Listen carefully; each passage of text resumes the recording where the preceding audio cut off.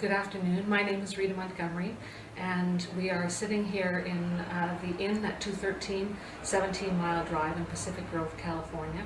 And I have the pleasure of having an interview with Dr. Hew Len, and present with me also is Rick Moss, Dr. Rick Moss, and Marvin Greeno. We have some questions. I have some questions of Dr. Hew Len. Please tell me, how do I pronounce your first name? Is it Heliakala? Is that right? It's E-A-Le-A-K-A-La.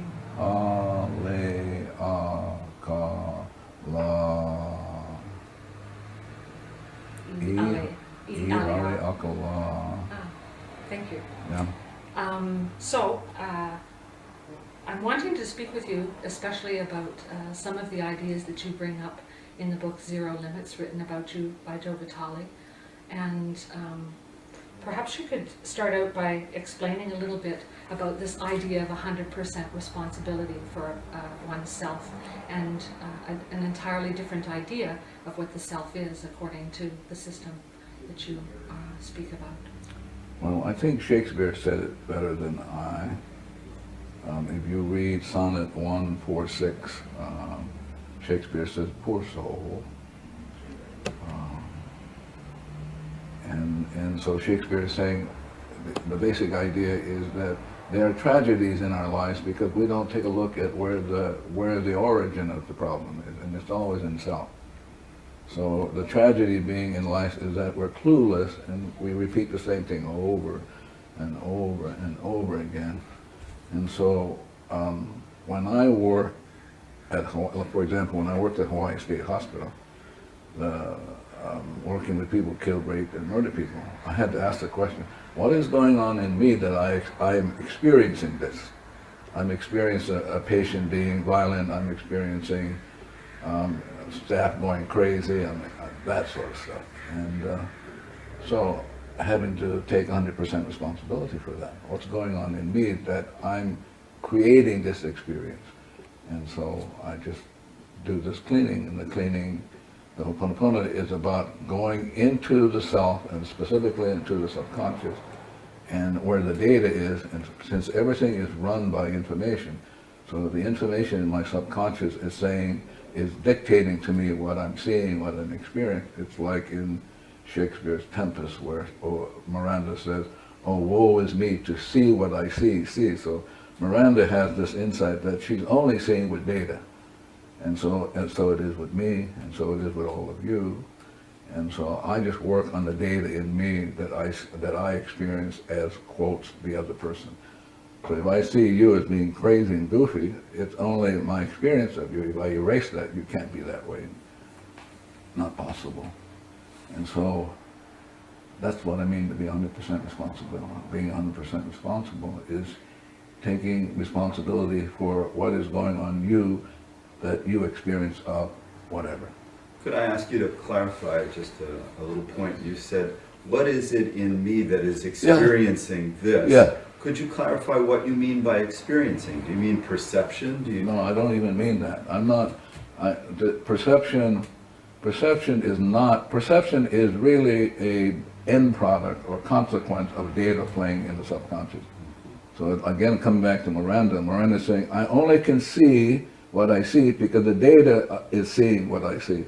So Miranda is really speaking what Shakespeare said, the mind is just a stage, and the data runs around on the stage, and the data is really what is going on. And so if the data is such that I'm experiencing suffering, or I'm experiencing people being goofy, then I have to be responsible for that. What's going on in me, and it's simply data playing, and more specifically memories replaying in the subconscious. And those can be erased. Mm-hmm. I think that is probably the most profound thing about this Ho'oponopono, is that you could erase data.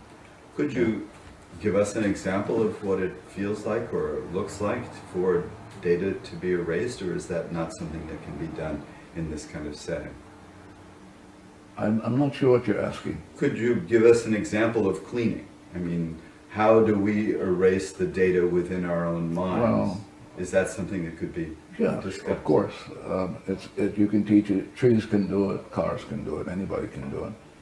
But the idea is the most fundamental question one needs to know is the question, who am I?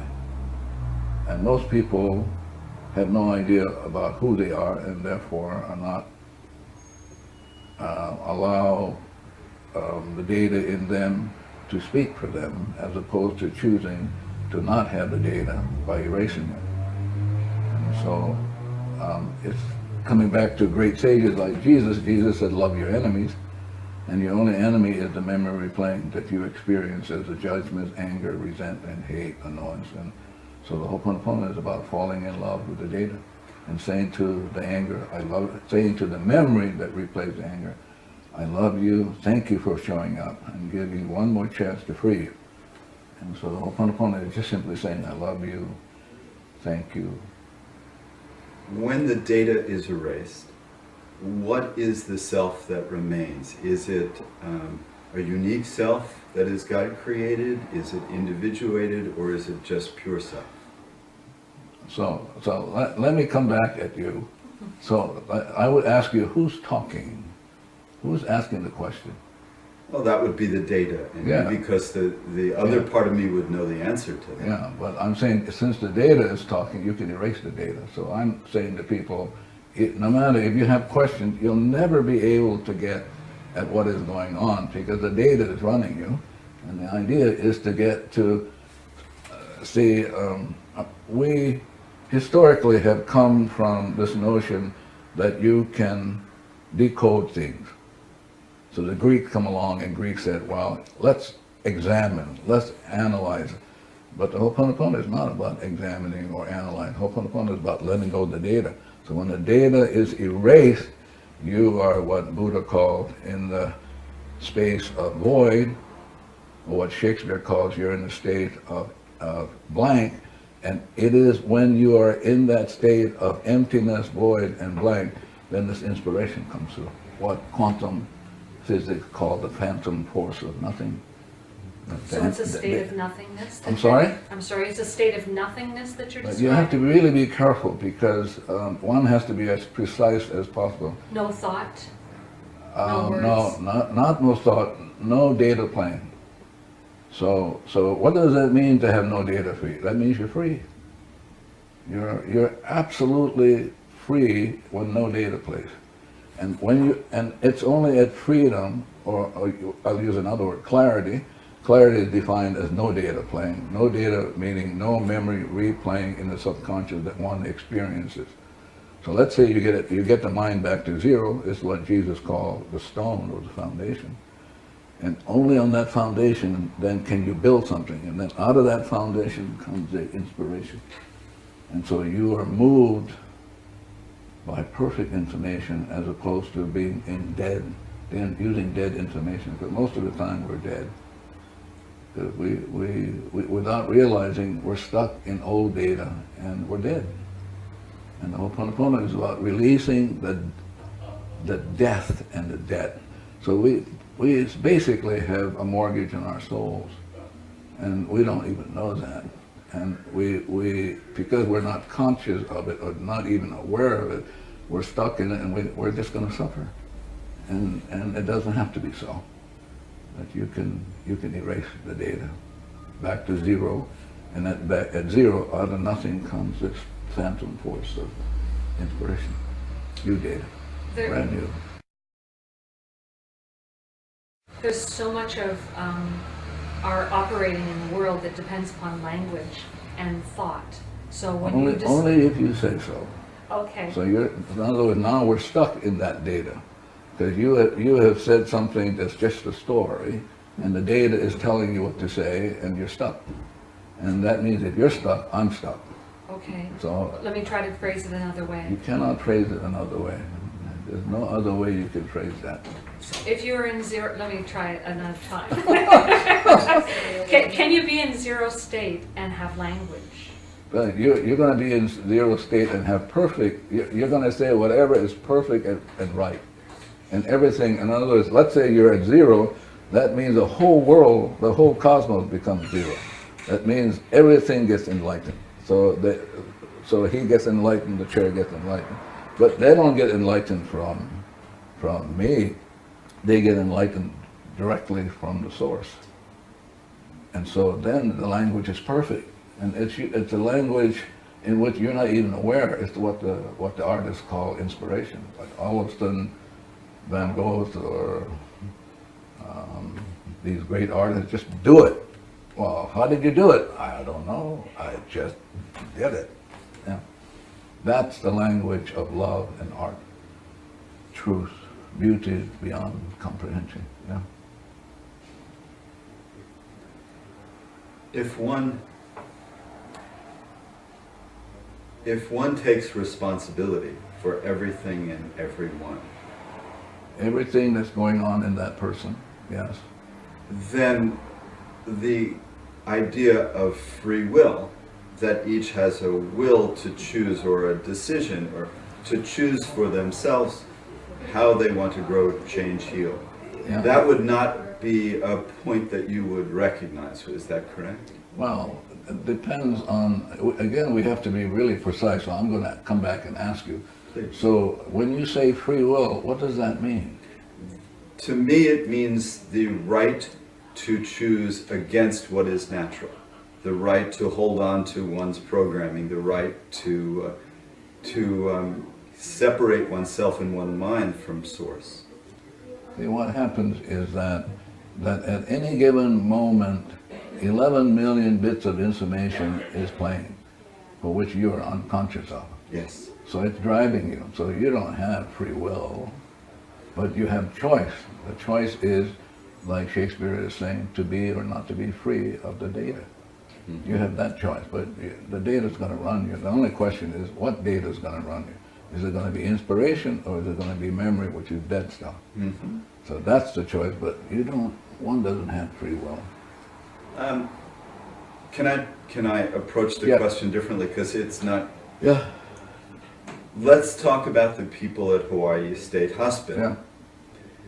By changing yourself, you changed them because they are part of yourself. Is the language correct? Well, I think what happens is like with you. Before I came here, I got the address, so I did the cleaning on the address. I did the cleaning on this camera and on your camera, because I don't know what he took before, and that will interfere with what's going on now. And so I'm taking 100% responsibility, because peace begins with me. So if I show up and I'm not peaceful, you can't be peaceful yourself. And so I'm only here because only for one purpose, and that is to make amends for whatever. For whatever. Yeah, and I don't know what that whatever is consciously, but there are parts of me that know what that is, and so my job is just to begin being 100% responsible by doing the cleaning. Mm-hmm. Yeah, but I don't know what's getting cleaned up. I'm clueless. I get the impression that you make many of your decisions, your actions, based upon petitioning divinity to make a choice as to act in one way or to act in another way. Is that right? Again, we're going to have to be really precise now. Okay. I do the cleaning. That's my job, to get back to zero. I want to be free. Okay. That's my only purpose for being on this planet is I got garbage, and which is mortgaged on my soul, and I want to let go of the garbage so I can be free. And so at freedom, the information comes from the source. Yes. But I won't even know it. I can't say, oh, I got the information. That's not my job. My job is just to keep cleaning nonstop and let it unfold however it's going to unfold, because 11 million inspirations coming in, I'm not even aware of that. So what is cleaning like? Can you describe what your cleaning process is? Yeah, cleaning is only saying, I'm sorry, please forgive me for whatever data is going on in me that I need to make amends for. Yeah. And so if someone calls you up like me and says, would you come and speak with us? Yeah. So then what do you do? I clean. And then what happens? Well, if I clean enough, then we go, oh, okay, it's okay to do it, and I do it. Oh, okay. If I clean and I don't get to do it, I won't do it. And there are many interviewers on which I have not done because I don't get to do it, and I'm not making that decision. It's the intimation in me that's making the decision, And not me. how do you know that? I don't know that. No, I mean, how do you know to come? I don't know that. I just do it. And then it says go, and then I tell him it's okay. But I don't, it isn't like a process where you go, oh, I got it. It's something that has to be worked on and cleaned on, and then like a rose, it just begins to unfold, and at some point, because I've been doing this for, I don't know, almost 3 decades, I have it. Sorry. Can I ask a question please, to that yeah. point? Do you believe it's possible, some people believe they can ask a question and get a yes or no answer. There's psychokinesiology, there's the use of pendulums, things of that nature that allow one to perceive that they're receiving an answer. Do you believe that that's possible? Well, but I want to come back at you again. Please. For me, the reason I'm here is only for the purpose of cleaning. Okay, I'm clear about that. And so,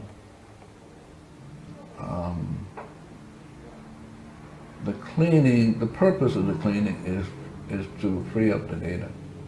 So I don't know exactly what you're talking about. If I were to use a pendulum, I would make sure that I would be data free, and then I would ask. Yeah. But the pendulum, if you're not at zero, you'll get funny answers. Yeah. Based upon your own scripts and your ideas. I like that, but I would be more precise, based on memories, data in a computer bank. Yeah. Yeah. And so how would you suggest that people begin the enterprise of cleaning? I don't even do that. I just do the cleaning myself, and if people want to learn it, they show up. Yeah, like you. Here Yeah. we are.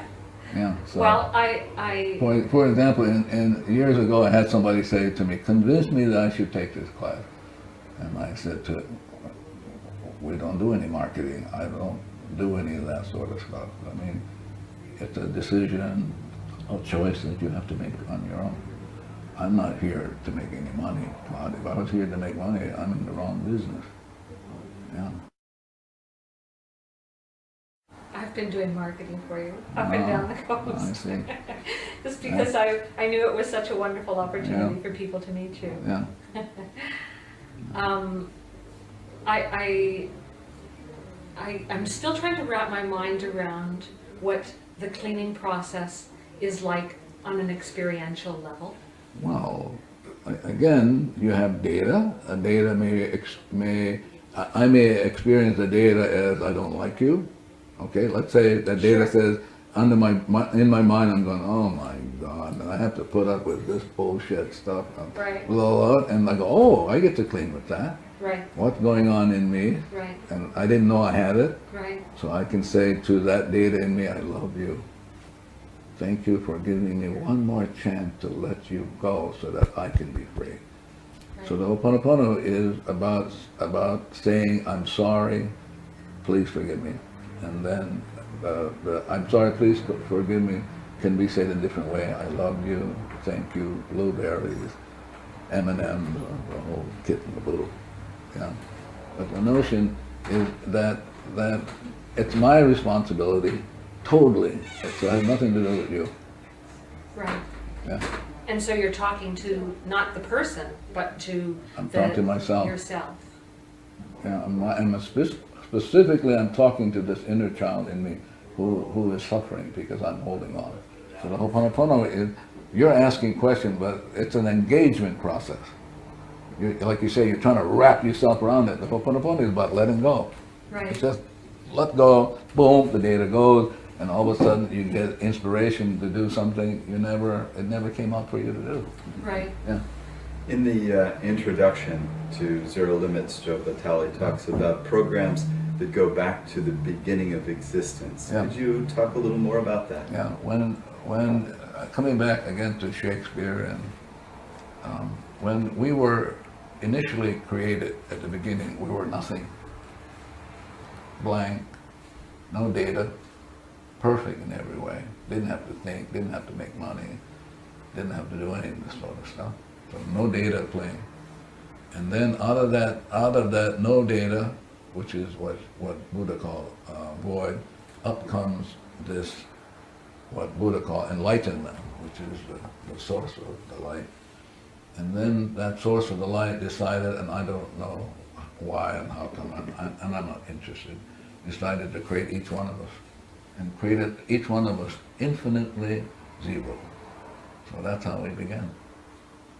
And so what does it mean to be infinitely zero? It means we experience heaven on earth, nirvana, art, beauty, love, until something came along, and it brought darkness. Yeah. Yeah. Are you in that state of bliss, nirvana? If I was in that state, I would not be here sitting with you guys. I'm here because I have stuff to let go. But clearly you've had a considerable degree of success based upon your having emptied a psychiatric hospital. I don't know what that means, success. Assisted in a healing for people. No, I didn't assist. I only took care of me. I'm responsible.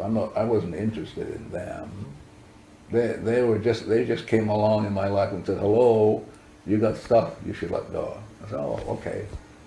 So I didn't do it for them. They're just mirrors then to yourself? More importantly, more specifically, more precisely, that we had shared memories. Ah. Yeah. Yeah. So this notion about healing people is bullshit stuff. I didn't do that. I'm only here to clean up what was going on in me that kept him goofy, that kept him stuck in the hospital. That's what I came. I came along to do that, to do it on me, not them. And if they benefit, okay, but that wasn't my orientation. That wasn't my focus. My focus was to be free. Yeah. So anyone who comes in front of you in any way, Or before. you Yeah, have relationship with that person You on have some level. shared data. And do you feel a sense of compassion towards the people that you... You're funny. What does that mean, compassion? A heartfelt connection? You want me to be deadly honest with you? Yes, please. It's bullshit stuff. It's like when you're free at zero, you have nothing. You're free. You're not even in love. You're not having any of this stuff you hear, the garbage that you hear. You're nothing. That's what Jesus said. Jesus said, listen, seek ye first the kingdom, which is nothingness, and you shall see God. That's what I'm interested. I'm interested in seeing the God in you guys. Okay. I'm not interested in. So if I see the God in you, then I'm okay. I'm fine. See, it's the data. If I can let go of the data, which is the mortgage on my soul, I get back to zero. Then I'm going to see what Jesus said. I'm going to see God. And nothing but. Yeah, nothing but. And because you guys were already perfect, it was the imperfection with the data in me, not in you. So this notion about saving or clearing out the hospital is funny. The whole universe laughs. That universe is not interested in saving anybody. The universe is interested in one being 100% responsible. Then the universe will sing, hallelujah. But did that event happen then? That was I'm sorry? The event that's described in the book about you working in the psychiatric hospital. What about it? Did it happen? What happened? Did it so happen that you did cleaning on yourself, and that those people were healed and moved on? Let me be really more precise. It's very important to be precise. When I showed up at the hospital, it isn't a job I wanted to do. Right. But I had a friend there who said, we need some help. And I said, well, I can do it. Just give me the names of the people. I can do it from wherever. I don't have to be there. Well, we can't do it because it's confidential. So I said, okay. And maybe after a year or two, I finally relinquished and went. And so when I showed up, all the seclusion rooms were used. And there were people, several people daily in restraint, physical, that sort of restraint. There was really verbal and physical violence in the ward. So I just did my cleaning. What was going on in me that I'm experiencing? Like the toilets flushing with nobody on them, the shower turning on with nobody, you know. And so I just began the cleaning, and months later, without making an effort, the seclusion rooms went. Nobody ended up in the seclusion rooms. The violence stopped. Whereas it would take several years, the turnaround time for people to go home, they were going home. Maybe after one, I was there about 4 years. Maybe the turnaround time was 3 or 4 months. And so it's essentially, that's what I did, just work on myself. Yeah. So, whereas they didn't have any kind of work program, we started doing things like making cookies. Started out, that was a wonderful project. Can you imagine? So, supposedly all these crazy people making cookies, yeah? But making cookies, polishing shoes,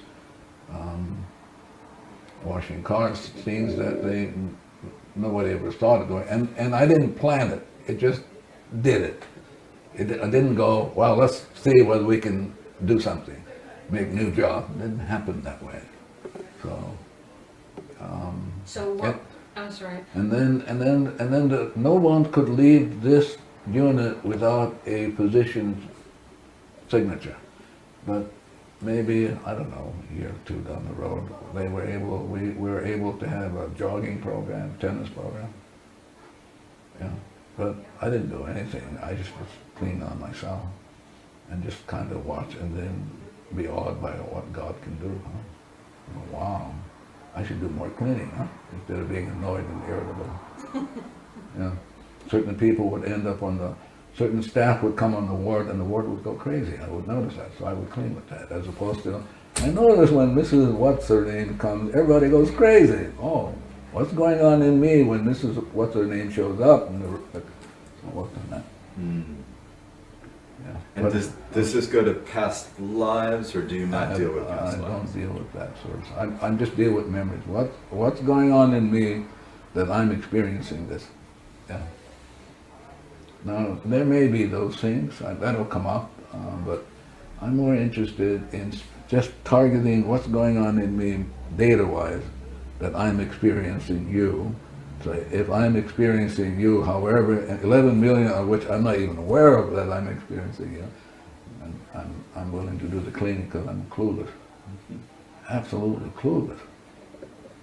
Yeah. Have you, Dr. Hew Len, had the experience of setting your intention to do cleaning on a situation? Say someone who was, within yourself, someone came in front of you who was terminally ill, and you did some cleaning within yourself, but the person still died. Have you had the experience? I don't know what you're talking about. This notion about intention, again, is a concept that's just database. Nobody has intentions. This notion, I mean, the people who make a lot of money don't intend to make a lot of money. They just do because there's some data in them that creates it. But to claim that, say how good I am, but you look at the financial situation. The people who are supposedly good wrote all these books. Well, we're finding out they were otherwise. So I don't, the notion of intention is foreign to me. I don't know what that means. Okay, maybe I'll use a different word then. Have you been in a circumstance? All the time. Where someone makes all the time. And so... All the time. I just came back from Japan, I had this woman come up to me, and little lady, and beautiful lady. She said, I had been diagnosed as having terminal cancer. I'm going to be dead in 3 months. And so I just did a cleaning. She came up, she looked at me, she hugged me. As I hugged her, I did the cleaning. But listen, I'm not God. Sure.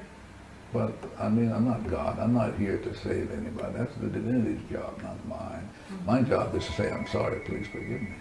Mm-hmm. I'm not here to act as God to say, well, if I clean, I can save you. I don't do that. Can you tell us more specifically what you did within yourself when that woman with cancer showed up? Yeah. What did you clean within Yeah, yourself? so I said, as I was hugging her, I said to the divinity, thank you for giving me this opportunity for this lady to come up so that I can look at myself. What's going on in me that I would like to make amends for? And so I said to the divinity, I'm sorry for whatever's going on in me, and there are specific cleaning tools I use that are unique to me. But basically, I'm asking divinity, I'm sorry, please forgive me for whatever's going on in me, that this woman should show up in my life, experiencing her saying to me, I've been diagnosed. Now, one of the things I had to work on, because I just had to work on this whole judgment about somebody saying that somebody's going to die in 3 months. Mm-hmm. I had to work on that one. Yes. And again, people can't help. If a doctor says you only got 3 months to live, he can't help it. That's the data in him. Mm-hmm. So now the question is, at some point, who is going to start deleting the data? But it's so easy. Can we delete all the data? I'm sorry? Can we delete all the data? That's the divinity's job, not mine. My job is to appeal, divinity's job is to erase, so I can't say to divinity. Like, occasionally I say, come on, hurry up, hurry up. Did Buddha delete all the data as far as you can tell? You'll have to talk to Buddha. So, when you think of enlightened masters on the planet, you don't necessarily think of them with data deleted then, or do you? No, I'm more interested, like in somebody else. I'm not interested whether Shakespeare is a risen master. I'm more interested in some insights that I could use to get some of these ideas across. For example, Shakespeare's, I think the notion that poor soul, how did that, poor soul, these rebel powers that be arrayed. So Shakespeare's already said, hello, the sin, or the error is in the soul. So I go, oh, yeah, that's sure. It's not out there someplace. It's a rebel power, is what Shakespeare called for, bemoan grievances for gone. It's played before, it's going to play again. The tragedy is we don't know that. That's the tragedy. We don't know that the data runs us. That's the tragedy. And so we're going to repeat it over and over and over. Have you reached a point in your own evolution where you can see where the data runs you and where you are clear? Sometimes, but rarely. I'm more interested in keeping the cleaning going nonstop. I don't go to that route. Because I'm absolutely clear in my soul that the divinity has given me one more chance to make amends for whatever is going on in me. So I'm clear that my only purpose for existence is to free myself, so I can be free and once more be in line with the light and be an enlightened soul. Yeah. Do you have an experience at times? Why are you laughing? Do you have an experience at times of feeling like you're in the groove, like you're in perfect alignment? Like are there moments where... I never look for that. But there are times in which I experience like absolute love for my friend here. That I can experience. I have children, grandchildren, of which I do the cleaning because I want to make sure that I'm not attached to them in any way, so that they can get the information directly from the divinity, not from me. So I'm just cut all the time, and occasionally, when I get a call from my children, I have 2 daughters, 30 plus, I should feel love for them. Yeah. When you say cut, are you talking about cutting apicords? Yeah, I'm talking about erasing memories in me that I experienced them as quotes, judging them, how come they don't do this way, they don't do that, and all that. Yeah. And they're beautiful, my children are beautiful. Yeah. Yeah. But my responsibility for them is to set them free from any grasp that I have on them, which is memory, like trying to grab them. Would that include loving memories? A memory is a memory. So it's a dead memory. There's no such thing as a good memory. So to set them free from memories would be not to remember any of the past that you've ever had together? Or to at some point to see them as gods. Now you say or. Yeah. They're mutually exclusive. Oh, of course, because if I have, and you know, I'm going to be cleaning with them till the day I die. It's just the way it is. I mean, they're there, I experience them, and I want to make sure I'm just cutting these ties so that they get the information directly from the divinity, not from me. Mm-hmm. So, am I sure? I'm never sure. I don't know that well. I just keep cleaning and cleaning. Yeah. You speak, or maybe it's Joe that references the experience of wonder and the importance of the experience of wonder. Could you talk a little more about that? I'm more interested in the experience of freedom. More than wonder. Yeah. It's interesting because that question brings up, there was a chap, they call himself chap, Yes. in Australia, who I gave a lecture, and he kept saying, now wait a minute, you mean you don't want us to be curious? That's his comeback. I said, well, to be at zero, you can be in awe, but if you want to take curiosity instead of awe, be my guest. Yeah. It's hard to put things down, only because I'm never certain if I'm inspired or not, and Yes. and to be very honest, I don't care. I'm just doing the cleaning, just non-stop. Yeah. So I don't have any intentions to. For example, people will call me. I used to do these things. I don't do anymore. There's a young man in Hawaii who he's having a very difficult quote. His mother is saying he's having a difficult time. People don't like him. He's not doing well at school, and so as I'm reading the email, I'm doing the cleaning. What's going on in me? This is showing up. And then she asked how to help him, and I had to remind her, you're not helping him. It's only about you. What's going on in you that you're experiencing that way? And Do you take individual clients? I used to, maybe 20 years ago, but I don't do that anymore. Yeah.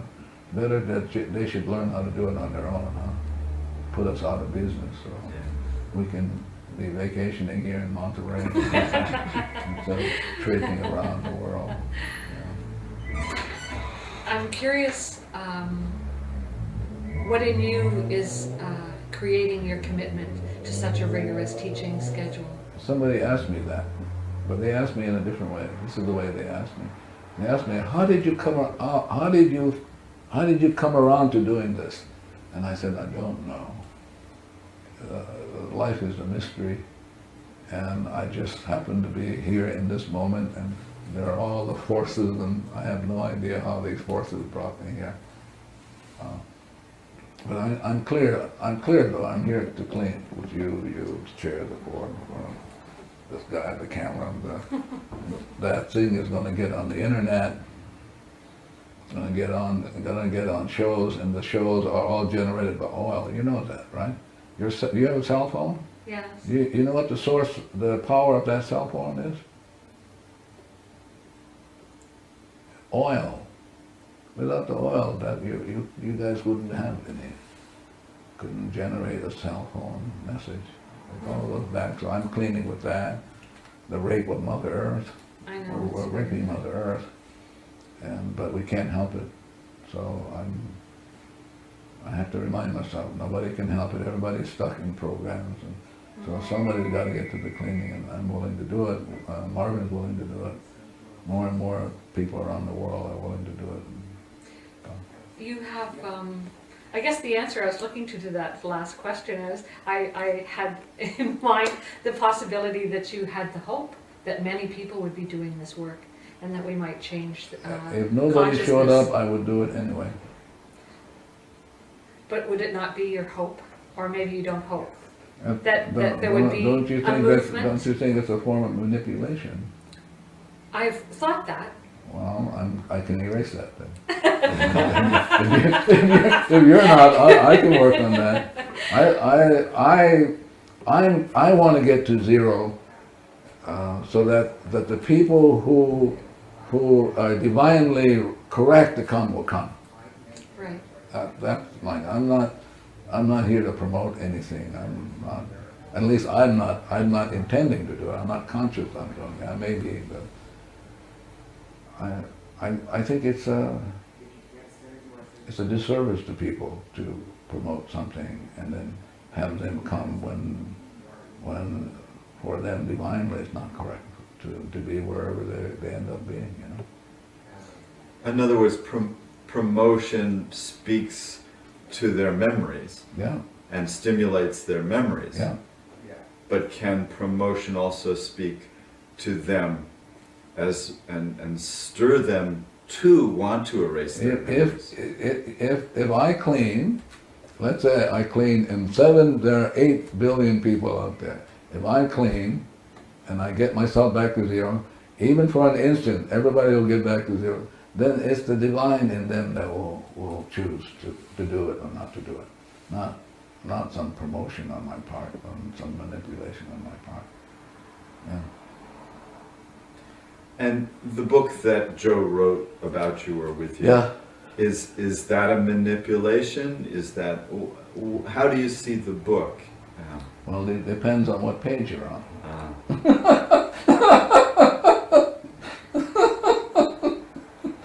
Yeah, depends on what page you're on. Depends overall, on what, how do you feel about the book? Well, but I cleaned before, and so like with you, he had asked me months and months and months if I would do a book with him, and I did the cleaning. I heard no, just like with you guys, and at some point I heard yes, and so I did it. Now, I'm responsible for every point and every letter in the book, so there are people who will ask me certain things, and having not read all of the book myself, yeah, so, but my own sense, he's a nice guy, and so he shows up for me to clean, and I clean, and I heard do it. And so sometimes somebody will ask me, like you asked me, well, what does Joe Vitale think about it? I said, you'll have to talk to Buddha or do that. I can't speak for them. If we have a subconscious, yeah, then that's where memories are stored, and yeah. Some people say it's the physical body that is the subconscious. Yeah. What about a chair? What about what we would maybe call an inanimate object that does not have a subconscious? Yeah. Where does it store its memory? It does have this thing is alive. This thing is telling me who sat here, all the people who sat here. This thing is telling me where the material came from. It's talking to me, and it's just tongue. I'm just doing the cleaning. So this chair, like you, has the 3 cells. It has the superconscious, conscious, and subconscious. So it isn't. There's no such thing as an inanimate object. If, for example, you can talk to the camera, You can say to the camera, how many cameras do you have, Alex? So you can say to the camera, well, we're gonna tape this guy, Hew Len, so can you, well, what do you think about that? You can talk to the cameras, and the cameras will tell you. No, I don't know about that. And then let's say he knew how to do the cleaning, and said, well, let's do the cleaning, and so he does the cleaning, and maybe the camera will change its mind. So when photographers say the camera loves you, they're speaking more than they know. Absolutely. Absolutely. Absolutely. Even I had to show you how goofy this thing can be, I had a friend of mine who married a guy who wasn't doing very well in the construction business, and then when like 40,000 he made, and then maybe 3 years later after she married him, he made 3 million. But she knew that her job was to work on all of the projects, talk to all of the projects. And so one day he was having trouble, I think, putting up a scaffold or something. And so she did the cleaning, and she heard the nails. She heard the nails, said, we just can't get along. Can't get along. So if you can't get nails to even get along, then you can't put up a scaffold, you know. The scaffold won't work. So the idea is you have to be able to talk to everything. Get them ready, like little children. You have to say, okay, here we're starting a new project. Here's the address. Here, and then you begin the cleaning right away, and then the right subcontractors will show up. I mean, and the right banking will show up. The right whatever. But everything is alike. Yeah, okay. So everything has the three selves. Yeah. Mm-hmm. I've seen the kind of process happen that you're describing, where everything just drops into alignment with the plan. But how is it? Would you encourage everyone to learn to have the facility that you have of talking to furniture and talking to a plan and talking to all the forces that go into making something work? Whoever shows up over the weekend and at this lecture, I'm going to talk about that. Yeah, but I'm not going to yell at the rest of the world. Say, come on, I have something I'm going to tell you about this. You could really use. That's an imposition. Yeah, yeah, it's an imposition. It's not a gift. It's an imposition. Yeah. Yeah. My job is to do my cleaning, and then if I do my cleaning, get back to zero, everybody will get back to zero. That's the only purpose I'm here. And then people show up because they would like to. However they've heard it and they would like to know more, I'm willing to do that. Because I can get more people to clean, then I'm going to have more enlightenment, huh? Great. As opposed to my light bulb going, My children say, Dad, your light's out. Say, thank you. Are there certain activities that you engage in life that help you to get to zero more than others? Yeah, like eating cleaning foods, drinking liquids that are cleaning, having plants in your environment that clean, of course. Yeah.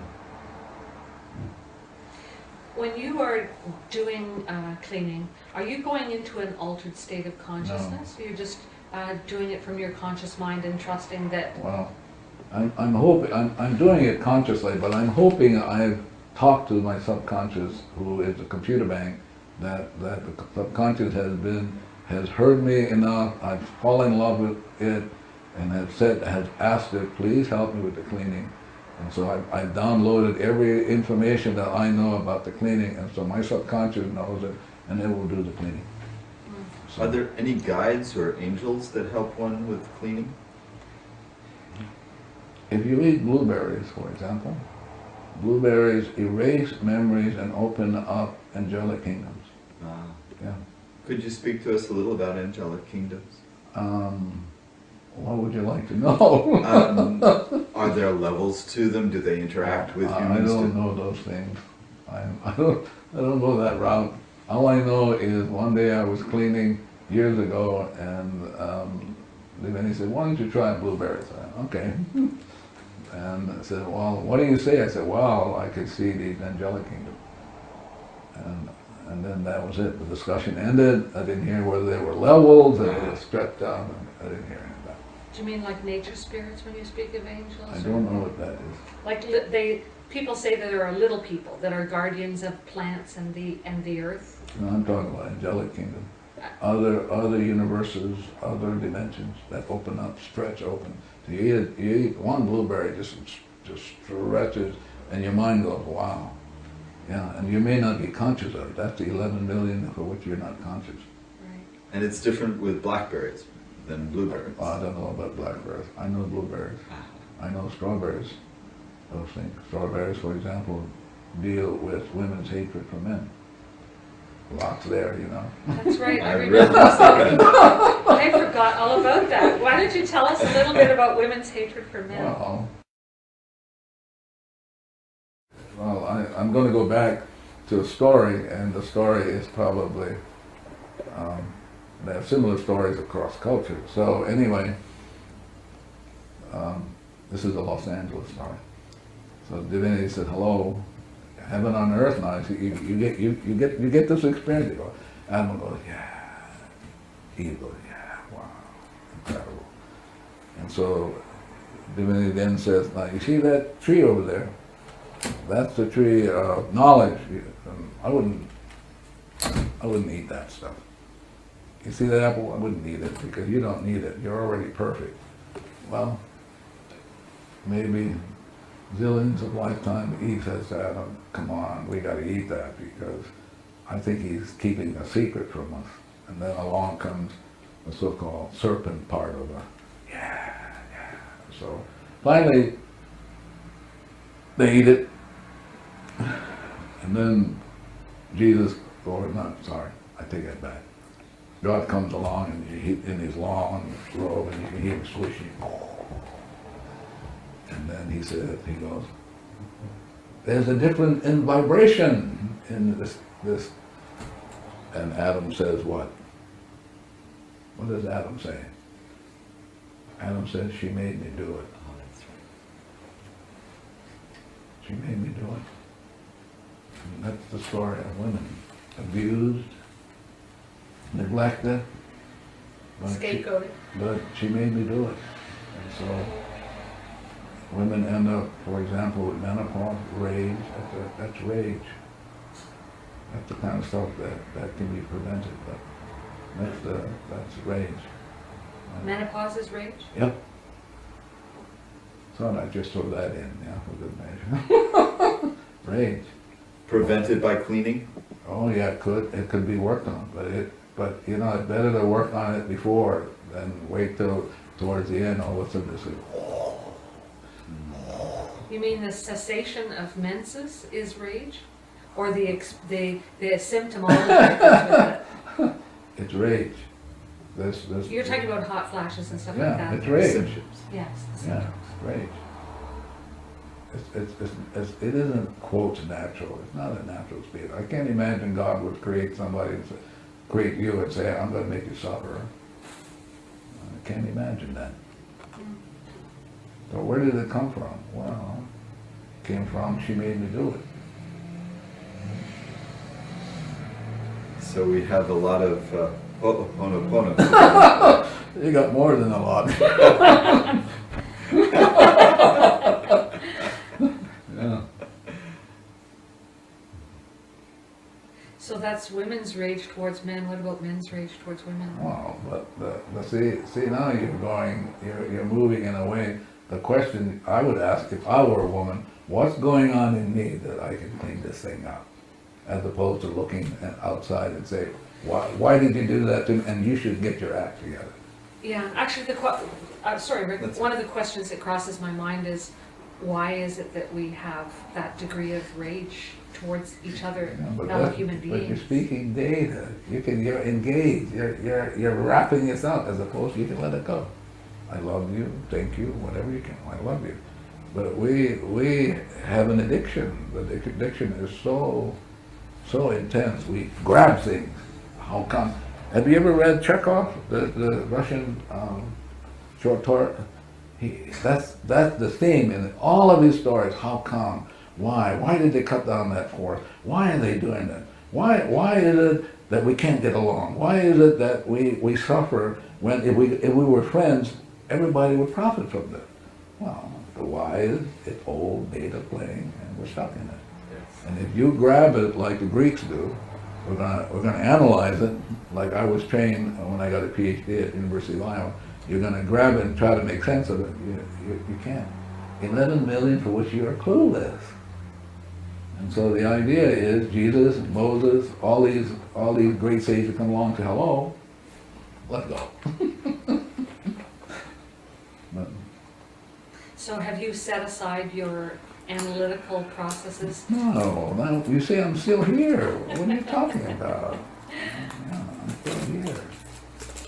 If I had let that all go, I wouldn't be here. You wouldn't be here either. If you were going to ask you a really rich question, what question would you ask yourself? Who am I? And how would you answer it? I am infinitely zero. I'm an exact copy of the source, the infinite. I'm an exact copy. That means I'm perfect in every way. My problem is not me. My problem is the data in me. Are you an individuated perfection? What does that mean? Do we have any individuated aspects? One more time? Did God create us individually? Yeah, of course. So God created you, and your rhythm is very different from hers. Your rhythm is different from the chair, of course. And so even at zero limits, I still have a rhythm that is unique Absolutely, to this. and you have a rhythm for which then you have a certain purpose for which only you can fulfill. And if you don't fulfill it, then we're all stuck. Yeah. But each of us, like Marvin and me, this chair, we have been given the gift of this lifetime to take ourselves back. What Shakespeare says, to thine own self be true. And who are we? We are like an exact likeness of the divine, which is we're zero infinite. That's what we're nothing. My mother used to say that to me when I used to go surfing and come home late. You're nothing, you're nothing. And now I realize She was right all along. That was a good thing, right? Always listen to your mother. And then she was vociferous about that. You're nothing. And finally, I'm 70, and I'm finally going, wow, my mother had that insight, and it took me 70 years to get it. Yeah. Is this, I know that this is a revised version of Ho'oponopono that you work with, and I'm wondering whether or not the method that existed, and I have a small familiarity with the previous version of Ho'oponopono. Tell me what the previous version is. My understanding of it is that a group of people would get together if there were misunderstandings among them, and there would be a person standing in as a facilitator, and it would depend upon that. More like a guard. Oh, okay. The guard would ensure that a smooth process unfolded so that people would come to some kind of understanding. Yeah. In some workshops that I've taken that have been about Huna and There's no such thing as Huna. oh, there isn't. No. That's made up by some white person. Oh, really? Yeah. Yeah. Go ahead. I'm sorry. Well, I was wondering if in the previous version, the earlier version of Ho'oponopono, before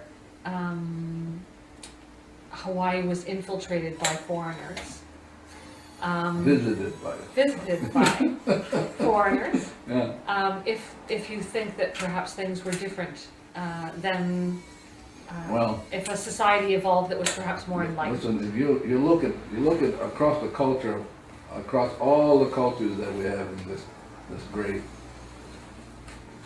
village called mankind, you will find only two models, and one model is very rare, And that model is, the model is, you gotta go talk to a guru to get to talk to the divinity, right? Right.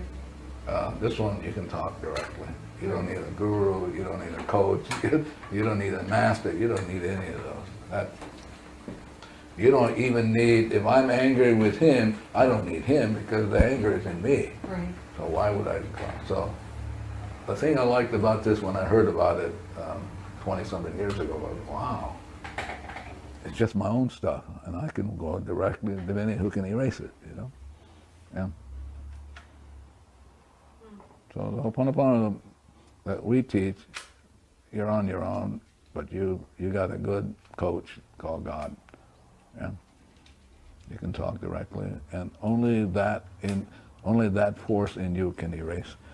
There's no guru, there's no master, there's no pope, there's nobody can erase. Only the divinity in you can do that. So I'm going to talk to why should I go to an in-between? A wholesaler.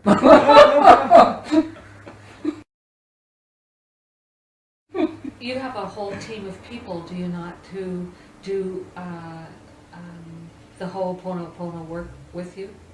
I'm part of a group of people who we have developed over the last 25 or 26 years. Some of them are coordinators, like my friend Marvin here, who does most of the work. He has to listen to all these telephone calls, and get these emails, and I'm glad I don't have to. That's not my part. I wasn't created for that thing. But so, and then we have also coordinators who can teach,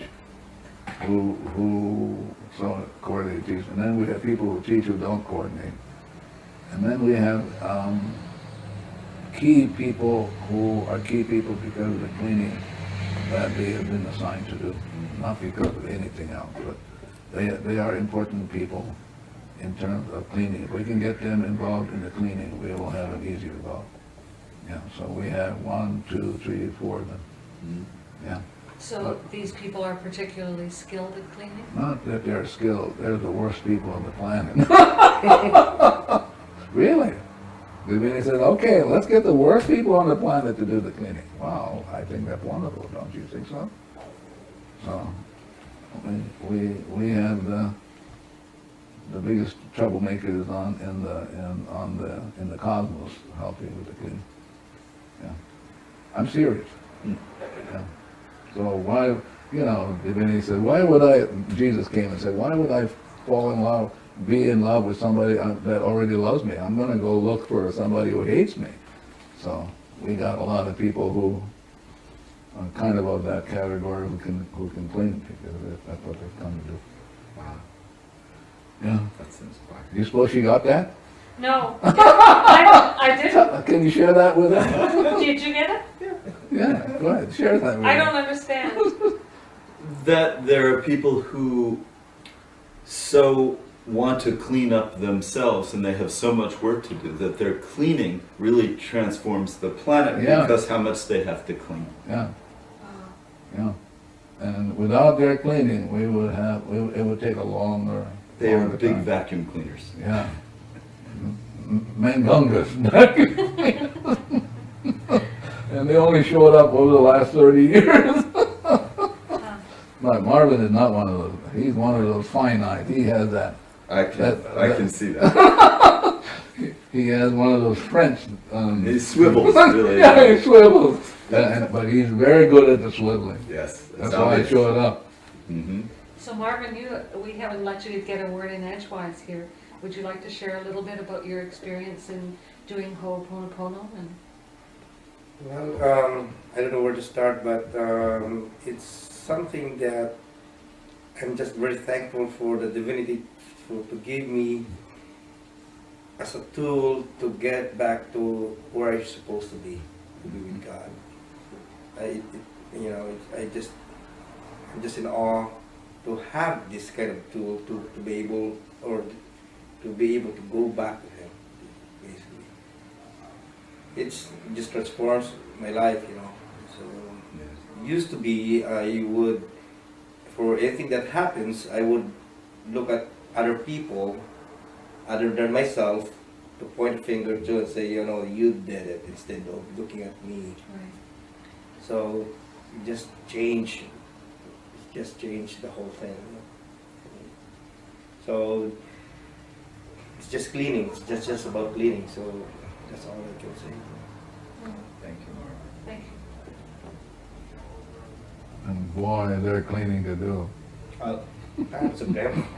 You know, No matter what you do, there's always tons of you them. always you have people who are signing up, who want to know this or that, and you know, I'm glad Marvin got that area covered. So you get to just show up and do the work. Well, but I get to do my part, which is not easy. Yeah. Because what you're dealing with is the addiction for engagement. The addiction for engagement, Yeah. did you say? Yes.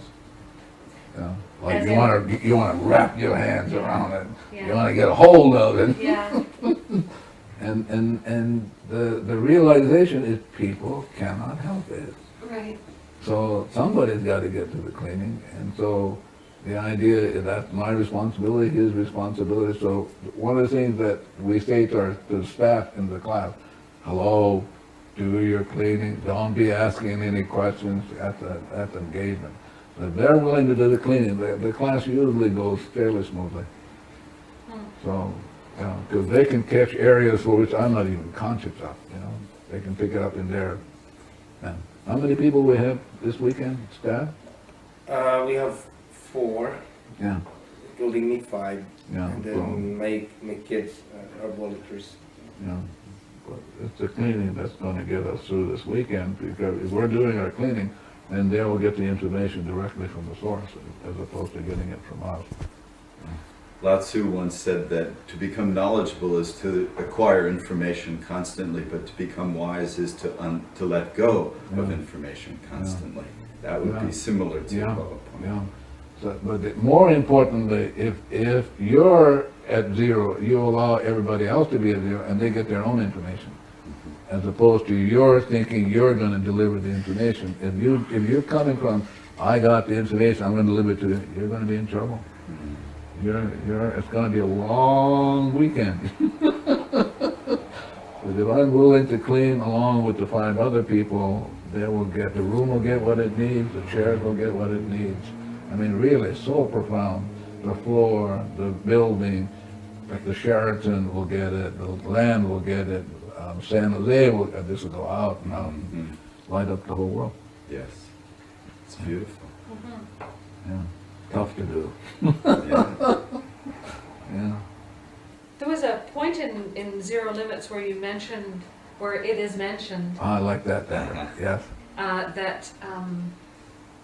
that when you were doing cleaning, sometimes you would feel pain in your body. Yeah, And I've been working with I Love You, I'm Sorry, Please Yeah. Forgive Me, Thank You for, yeah, with a fair bit of dedication, Yeah. not as much as you probably, but yeah, for about 8 months now. yeah, And I noticed times where I would feel, it felt like I would describe it as an energy knot that would Yeah. congeal and harden and intensify in my body. yeah, And as I kept on doing cleaning, yeah. that it would sort of dissipate. Is this a common pattern that you? I think it's different for everybody. uh, Yeah, that's the thing I love about the Ho'oponopono, is that there's no one program for everybody. Everybody is their own program. And so the program is to really erase the data, to get everybody back to zero. And once they get back to zero, they'll be awed by who they are. They'll fall in love with themselves.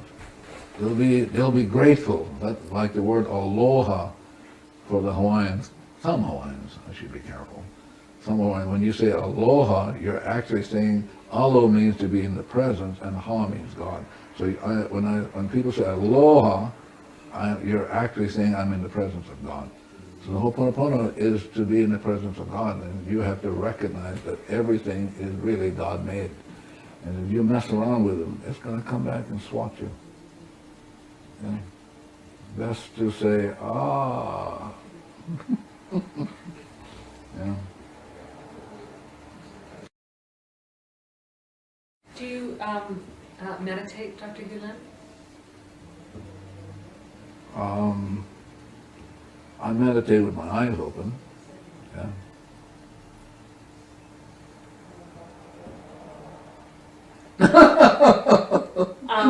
There are times when I do meditate, Yeah. and there are times when you sort of get into a spaciousness sort of state of being, where it feels very peaceful and open and connected. And I'm just curious if that is a state of being that would be similar to what you're describing. Maybe unique to you, maybe unique to other people. Other people will get it differently. We will be teaching a meditation process in this weekend's class, but the meditation is about cleaning. So let's say we take it through, and you sit there, and people, there was one lady in Australia would say, but what do you focus on? I said, you don't focus on anything, but you got to focus on something. I said, well, be my guest. But basically, you go and you do the meditation, so that whatever comes up will get cleaned up. As long as you're in that meditation, you can bring it to an end. But as long as you're in that meditation, it's a cleaning process. You're sitting there, and all kinds of stuff will come up. It's going to get cleaned up. As opposed to sitting there and going, oh my God, do I have to put up with that thought form? But not the Ho'oponopono. Ho'oponopono, everything is about cleaning, including the meditation. That's why I love doing it. I do it zillions of times a day, just for that. Yeah. Yeah. But I only do it for cleaning. I really want to get back to my original state, which is purity of heart. Yeah. But I think the most important question is, who am I? If you have no idea about that, you'll always suffer. You can't get home. You can't get home. I mean, that's the most important question in creation. Who am I? Yeah. So the Ho'oponopono is about saying, hello, this is who you are. You're perfect already. The garbage that you're experiencing is not you, just data. They go, huh? And then they go, wow, thank God. How about guilt, Dr. Hew Len? Data. Yeah. What about, I was doing a class with Joe Vitale, and something phenomenal happened. Something that I was moved by. So towards the end, a man in the back of the room says, how do you, I think, not quite if I'm doing it correctly, accurately, how do you clean with if I have the experience of having sexually molested my granddaughter? I went, wow, there it is. That's the truth, like nobody's business. So I had a chance to clean with that. And he did it kind of like up it came. And I thought it was beautiful. Yeah. What are some of the most wonderful experiences that you've had over these 30 years? Probably realizing more and more that this lifetime is really a gift. And it's a gift for cleaning.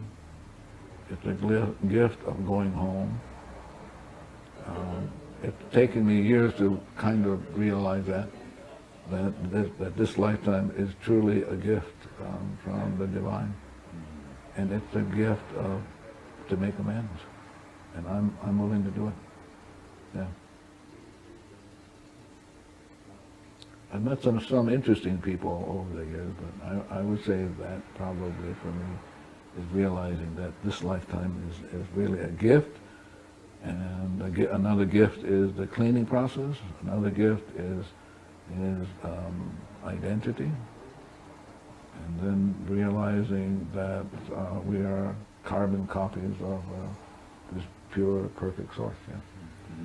Yeah.